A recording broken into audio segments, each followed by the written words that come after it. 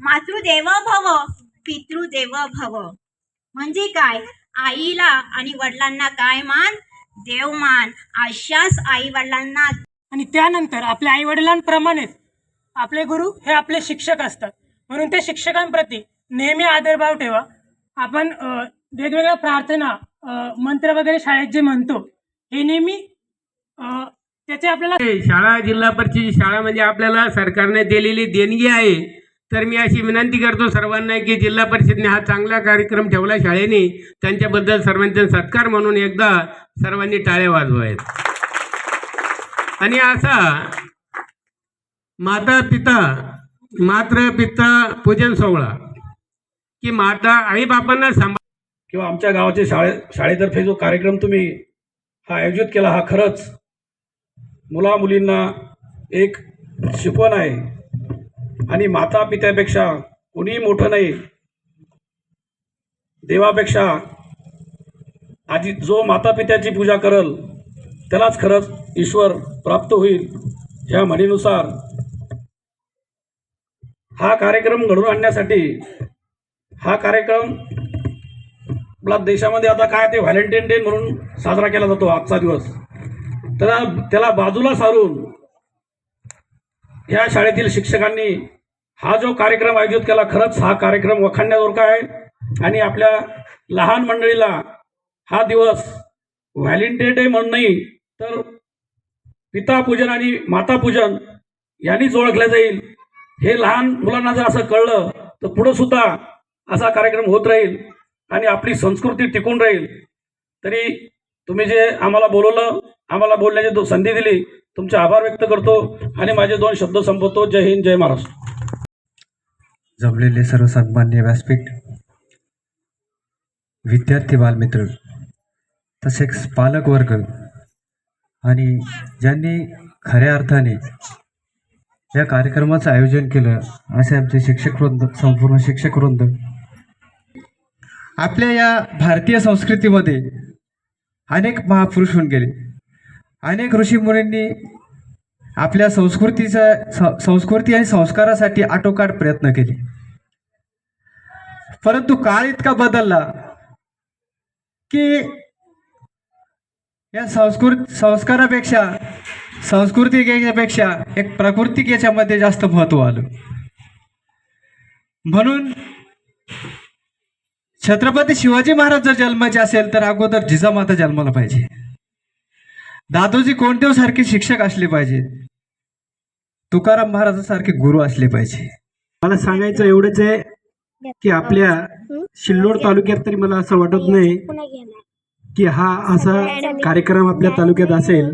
परंतु आपल्या ह्या जिल्हा परिषद शाळेला जे गुरुजन मंडळी ह्या ठिकाणी चांगल्या प्रकारे लाभलेले आहेत आणि त्यांचा उत्साह बघून, त्यांचं मार्गदर्शन बघून, त्यांचं शिकवण बघून आम्हाला जे ह्या मुलामध्ये जे काही बदल होण्यासारखा दिसतोय आणि नक्कीच ह्या लहान मुलांमध्ये बदल होण्याचा आम्हाला किती मोठा ह्या ठिकाणी अनुभव दिसतोय.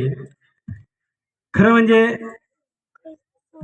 जसं आपण मुलाला ह्या जिल्हा परिषद शाळेमध्ये लहान लहान मुलं आहेत, आपण आईवडिलांनी जेवढं आपल्या घरात संस्कार दाखवले, संस्कार सांगितले, दररोज आपण जर मुलाला घरी आल्यानंतर जर आपण मुलाला जवळ घेऊन जर विचारलं की आज तुझ्या गुरुजीने तुला आज काय शिकवलं आणि शिकवलं हे जर त्यांनी आपल्याला घरी सांगितलं की आमच्या गुरुजीनं आज आपल्याला हे अभ्यास दिला, हा शिकवलं, आणि ह्याच मुलानं जर उद्या दुसऱ्या रोजी येऊन शिक्षकाला सांगितलं की माझ्या वडिलांनी माझ्याजवळ बसून माझी जी विचारपूस केली आणि मी सांगितलं की माझ्या गुरुने मला आज हा धडा दिला होता, मी हे पाठ केला, हे शिकलो, याचं गौरव ह्या शिक्षकांना होईल. म्हणून मी सर्व मातापित्यांना सर्वांना विनंती करेन की आपल्या घरी शाळेतून मुलं आल्यानंतर दिवसभरामध्ये शाळेमध्ये आपल्याला काय शिकवलं हे आपलं विचारायचं काम आहे. आणि हे जे संस्कार आहे आपल्या आईवडिलांना करायचे असतात. आपल्या मुलाला आपण जसे संस्कार देऊ, बाळाला आपण जे जवळ घेऊन त्यांना त्यांची विचारपूस करू की तू शाळेत गेल्यानंतर आज दिवसभरामध्ये कोणता कोणता अभ्यास केला, कोणता कोणता पाठ तू पाठ केला, हे आपले सर्व पालक मंडळीचं आणि महिलांचं मातापितांचं काम आहे. आपण आपल्या घरातून संस्कार दाखवा, जेणेकरून शिक्षक मंडळीला ह्या ठिकाणी आपल्या मुलाचा संस्कार त्या शिक्षक मंडळीला दिसेल आणि त्यांनाही वाटेल की ह्या गावची जी मंडळी आहे, विद्यार्थ्यांचे आईवडील आहेत, आपल्या ह्या विद्यार्थ्यांची घरी जाऊन विचारपूस करतात, आपल्या मुलांचा अभ्यास घेतात आणि त्यांनाही कुठे ह्या ठिकाणी शिक्षकांनाही वाटेल की आपल्यालाही याच्यात मन घालून या शिक्षकाकडं विद्यार्थ्याकडे लक्ष करावं लागेल आणि आपला विद्यार्थी कुठे कमी पडतो त्याच्याकडे आपण चांगल्या प्रकारे लक्ष देऊन सनी त्याच्यात कशी सुधारणा होईल, शिक्षणात कशी वाढ होईल, त्याच्यात गुणवत्ता कशी येईल अशी त्या शिक्षक मंडळीलाही सुद्धा वाटेल. मी एवढेच बोलेल की पहिले प्रथम आपल्या ह्या लहान लहान बाळाला आपण आपल्या घरात संस्कार शिकवायचे आहे, तरच ह्या संस्कारातून आपले मुलं पुढे जाणार आहे. भगिनींनो, आणि सर्वात महत्वाचे म्हणजे सोन्याहूनही महत्वाचे माझे लेकरं. बोलायचं तर आई हा विषय, मातृ हा विषय घेतला ना तर खरंच मी खूप भावनिक आहे. कारण सगळ्यात जेव्हा आले ना माझ्या डोळ्यात पाणी आलं. खरंच आई वडिलांची पांग कधीच फेडता येत नाही. आपण बोलतो ना की मी आईसाठी हे करेल ते करेल, कदाचित ते कुठेतरी कमीच असतं. शिकलेली आई असो या माझी आई पण म्हणजे अडाणी आई असो, पण ती लेकरांसाठी जे काही गोष्टी करत असतील ना तर ते जगात कुणीही करू शकत नाही. हे पहा, ही गोष्ट एक आई वडिलांना मी कदाचित काही गोष्टी आपण म्हणजे आई वडील जे प्रेम करतात ना त्याला मोलच नाहीये. मग भले ती श्रीमंत असो या गरीब असो, तिचे जे प्रयत्न असतात ना ती खूप अनमोल असतात. मला कुठेतरी माझी एक गोष्ट आईची सांगावी वाटते. मी 10वीला असताना, कुणाला ऐकायची असेल तर नसेल, पण मला कुठेतरी ती आठवली आईचं. जोपर्यंत आपण आई होत नाही तर आपल्याला आईचं महत्त्व कळत नाही. जेव्हा मी लहान होते 10वीच्या वर्गामध्ये, इंग्लिश मिडियमच्या वर्गामध्ये माझा 10वीचे पेपर चालू होते.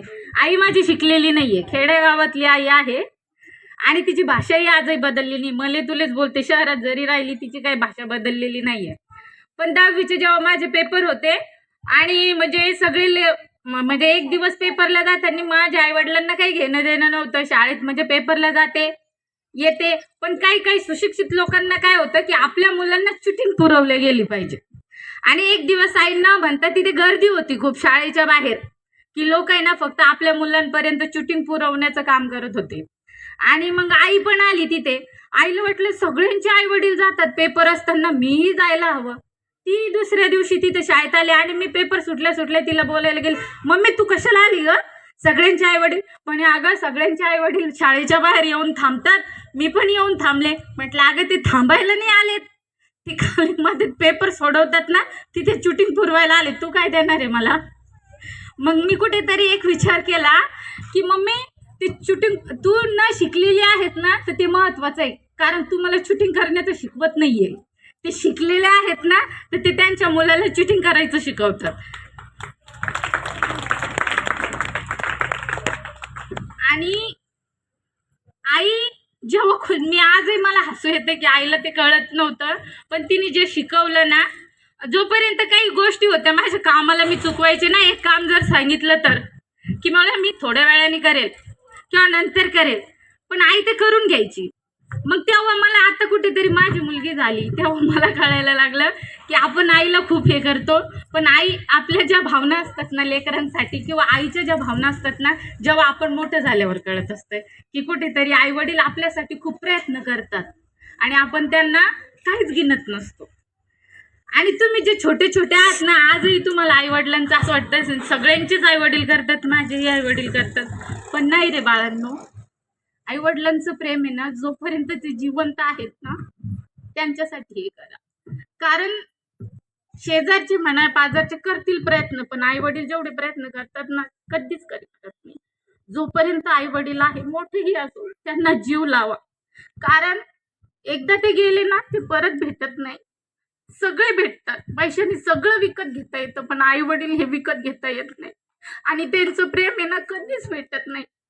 ज्यांनी आई वडील गमावले ना त्यांना माहिती की काय राहतं. जेव्हा दुसऱ्यांचे आई वडील दिसतात ना तेव्हा आपले आई वडील नसतात ना तर त्यांना माहित राहतं. म्हणून प्लीज करून आपण जोपर्यंत ते जिवंत आहेत ना तर कृपा करून काळजी घ्या. एकदा गमावलं ना परत नाही भेटणार. माझी एवढीच विनंती आहे सर, खरंच तुम्ही हा कार्यक्रम घेतला आई वडिलांविषयी कृतज्ञ नाही म्हणजे काय सांगण्याची म्हणजे हे ना व्हॅलेंटाईन डे हा गोष्टी काहीच कामाच्या नाहीये, पण आई वडील हे खरं प्रेम आहे आणि हेच आपल्याला खरं प्रेम करतात. आणि आज तुम्ही ह्या दिवसामध्ये ना खरंच 14 फेब्रुवारीला ह्या मुलांच्या मनामध्ये जो रुजू केलाय ना सर की आई वडिलांविषयी प्रेम करा, तर ते खरंच म्हणजे तुमचे कोणत्या शब्दात आभार मानावे ते मला कळत नाहीये. कारण ह्या मोबाईल बघतात सगळे, आज सगळे मोबाईलवरती व्हॅलेंटाईन डे स्पेशल आहे, इसको विश करो उसको विश करो, ही गोष्ट नाहीये. पण आज आमच्या लेकरांना मी खरंच खुश आहे की इथं शाळेत आल्यावर की आई वडिलांवरचं प्रेम कसं हे करावं ते सरांनी हे केलं, म्हणून तुमचे खरंच. आणि माझे बंधू भगिनींनो, आपण आज इथे कशासाठी जमलो ते आपल्याला सर्वांना माहिती आहे. आणि चांगली गोष्ट म्हणजे मातृ आणि पितृपूजन सोहळा हा आपल्याला कधीच माहिती नव्हता. आतापर्यंत आपण म्हणजे कुणालाच हा माहिती नाही म्हणजे कसं माहिती नाहीये. हे पहिली गोष्ट तर मी तुम्हाला सांगते, हे सरांनी जे टाकसारे सरांनी जे नियोजन लावलं आणि विद्यार्थी घडवणं लावले, हे तर खरंच म्हणजे आपल्याला सगळ्याला अभिमानाची गोष्ट आहे. मी एक अंगणवाडी सेविका नाही, परंतु गावाची नागरिक म्हणून बोलते. खरोखरच या गावामध्ये हे प्रतिष्ठित लोकांनी किंवा आपण सर्व वरुड गावकऱ्यांनी जे बलदेवदास महाराज कुलदैवत या महाराजांचं मंदिर बनवायचा प्रयत्न करत आहात. खूप मोठं मंदिर झालं पाहिजे, खूप छान आपला भंडारा झाला पाहिजे, खूप छान आपल्या गावाचं नाव पुढे गेलं पाहिजे. पण मी म्हणते की खरोखर ही जिल्हा परिषद शाळा, या तिन्ही शाळा ज्या आहे, आपली गावातील शाळा असो, कृष्णवाडी असो, बलदेववाडी असो, या तिन्ही शाळा दुसरा कुलदैवत आहे आपलं, असं मी म्हणते. या शाळा जर आपल्या टिकल्या तर आपलं हे मंदिर किंवा गावाचं नाव पुढे केव्हा जाईल, जेव्हा आपण तर आता चाललोच, आपण आता म्हातारी होऊ किंवा जाऊ. आणि यानंतर हे जे विद्यार्थी वर्ग आहे, यांनी पण आपलं मंदिर टिकायला पाहिजे, यांनी पण आपल्या गावाचं नाव पुढे न्यायला पाहिजे. यासाठी आपल्याला काय करावं लागेल, यासाठी आपल्याला म्हणजे शाळा पुढे न्यावं लागेल. या ज्या गावातील शाळा आहे, जरी आपल्या गावातून मला वाटतं 3-4 गाड्या ह्या गावामधून बाहेर जातात, तर ह्या गाड्या तर बंदच व्हायला पाहिजे अशी मी अपेक्षा करते. गावातील नागरिक म्हणून सुद्धा अपेक्षा करते आणि प्रतिष्ठित लोकांना पण सांगते की सगळ्यांनी या शाळेकडे लक्ष द्यावे किंवा या शाळेकडे प्रत्येक आता जे आले आहेत इथं उपस्थित आहेत, हे पालक वर्ग आहेत. आणि पालक वर्गा व्यतिरिक्त मला वाटतं कालपासून सरांनी ग्रुपला टाकलंय, स्टेटसला ठेवलंय, हे सगळ्यांनी बघितलं. आणि हे बघितल्यावर मला वाटतं शाळेत येताना 4 जणांना आणायला पाहिजे होतं किंवा 4 बायकांना सुद्धा आणायला पाहिजे होतं. ज्यांचे पालक, ज्यांच्या मुलं या शाळेत नाही, ते आज नाही पण उद्या तर राहतीलच, किंवा नातू राहतील किंवा पुतणे राहतील. या प्रतिष्ठेने सगळ्यांनी म्हणजे सगळ्या या आशाने सगळ्यांनी शाळेकडे लक्ष द्यायला पाहिजे. गावातील बायका म्हणतात माझा मुलगा तिचा मुलगा टाकला, माझा पण सिल्लोडला टाका, आपल्याकडे पैसे नाही का? पण तसं नाही, हे आपलं मंदिर आहे, गावातील मंदिर आहे. जसं बलदेवदास महाराजांचं मंदिर आहे तसंच आपलं विद्या मंदिर आहे. या मंदिराला सुशोभित करा आणि सुशिक्षित करा आणि सगळ्यांनी लक्ष द्या आणि पुढे न्या. मार्गदर्शन हे सर्व प्रतिष्ठाननी भरपूर मार्गदर्शन केलं. मातृपितृभाव पूजन सोहळ्यानिमित्त खरोखरच यापुढे कुठलाही कार्यक्रम असला तरी सगळ्यांनी साथ द्यावी अशी मी विनंती करते. सर्व गावकऱ्यांना पण कळकळीची विनंती करते की सगळ्यांनी आपल्या शाळेकडे लक्ष द्यावे. एवढं बोलून मी माझे 2 शब्द संपवते. आईविषयी सांगणार आहे, तुम्ही तेच शांततेने ऐकावे. आई म्हणजे काय असते? लेकराची माय असते, वासराची गाय असते, दुधावरची साय असते. आई आपली जन्मवर्ष दोरी सरकतही नाही, उतरतही नाही. धन्यवाद. हरे ब्रह्मा ओम शांती लंकारा चंद्रभूज लक्ष्मण नारायण देवता देवडवा ईश्वर देवता देवडवा. सगळ्यांनी मुलांच्या हातात पाणी घ्यायचं.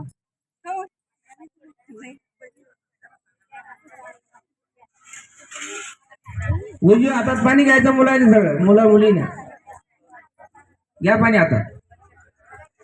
ओम केशवाय नमः, ओम माधवाय नमः, ओम गोविंदाय नमः, ओम मधुसूदनाय नमः, ओम चित्रकामाय नमः, ओम श्रीधराय नमः, ओम पद्मनाभाय नमः, ओम सुरेशाय नमः, ओम अतिकेशाय नमः, ओम उपेंद्राय नमः, ओम पुरुषोत्तमाय नमः, ओम नरसिंहाय नमः ओम श्री कृष्णाय वासुदेवाय परमात्मने कर्णक्लेशनाशाय गोविंदाय नमो नमः पाणी सोडून द्यायचं हरी ओम शांती शांती अलंकार चतुर्भुज लक्ष्मीनारायण भवंतो डोळ्याला पाणी लावायचं भवंतो कुंकू लावायचं पाया पडायचं गुरुर ब्रह्मा गुरुर विष्णू गुरुर्देव महेश्वरा गुरुर साक्षात परब्रह्म तस्मै श्री गुरवे नमः अलंकाराय अलंकार रुद्र भवन्तो ओम महाविष्णुनारायण रुद्र देवता आद्य सरस्वती देवता मातृब्रह्म देवता पूजा समर्पयामि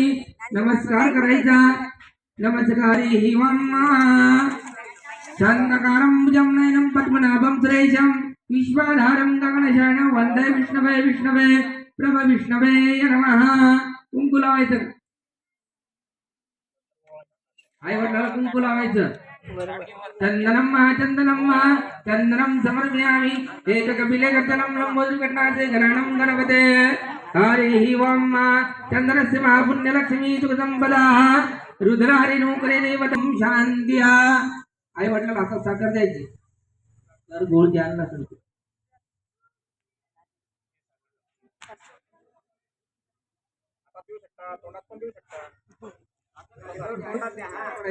ताटा खाली ठेवून द्यायचं आई वडिलांच्या पाया पडायचं आई वडिलांनी आशीर्वाद द्यायचा